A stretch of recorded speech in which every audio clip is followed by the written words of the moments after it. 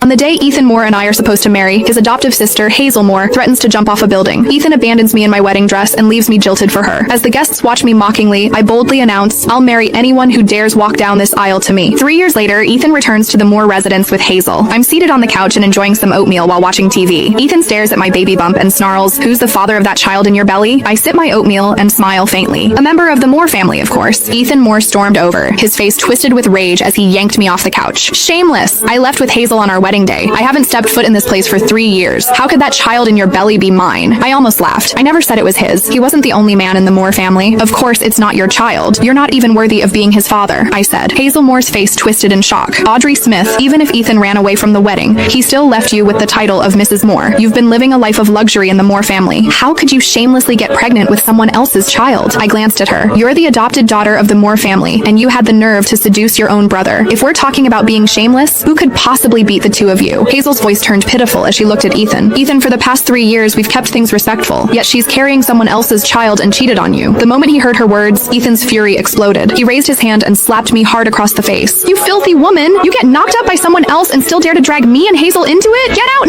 now!" he shouted. The sharp pain bloomed across my cheek. My head went blank for a second from the force of the slap. Ethan ran off with Hazel 3 years ago, leaving me alone to face all the whispers and laughter at our wedding. Driven by rage, I called for a groom on the spot. It was his uncle, Jeremiah Moore, who stepped up and married me that same day. In Beaverton City, Jeremiah was known as the Frost King. Everyone has treated me with the utmost respect ever since I married him. After I got pregnant, he spoiled me even more. He wouldn't let a strand of my hair be harmed. Blood would have been spilled if he had known what Ethan had just done. To avoid a full-blown family tragedy, and for the sake of the child in my belly, I said coldly, "If you both leave now, I'll pretend this never happened." However, they didn't appreciate the offer. Hazel lunged forward and yanked my hair. "Ethan, this woman is scared. She wants us to leave now so she can use that child to take everything from the Moores." Ethan snapped. "So that's what this is about? Well, I'm not letting it happen." I twisted away from Hazel's grip and said coldly, "David disowned you the day you two ran off. You had nothing to do with this family from that moment on." Hazel let out a scoff. "That was just Grandpa venting. Ethan's the only grandson of the Moore family. Do you really think he's going to stay disowned forever?" Ethan's expression turned smug. "Grandpa already said everything belongs to me." I placed a hand over my belly, my voice icy. "Not anymore. This child is also a member of the Moore family." I thought I'd made myself perfectly clear. However, Ethan's eyes flared with rage as he stared at me. "So you're planning to pass that illegitimate child off as a Moore? I'll teach you a lesson now." His slap landed even harder this time. I clutched my belly as I collapsed to the floor. Upon seeing the twisted hatred on their faces, panic surged inside me. I couldn't let them hurt the baby. I said desperately, "He is not an illegitimate child. He is..." Before I could say another word, Ethan bent down and grabbed the shattered porcelain bowl of oatmeal off the floor. He shoved the shards and oatmeal straight into my mouth. "Hazel and I have struggled to survive for the past 3 years, yet you've been leeching off the Moore family, living in comfort with that child in your belly. Well, let me make sure you get your fill today."